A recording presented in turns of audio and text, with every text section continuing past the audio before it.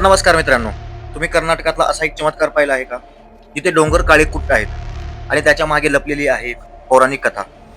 आज आपण जाणार आहोत उत्तर कर्नाटकातल्या अद्भुत अशा याना केव्जला.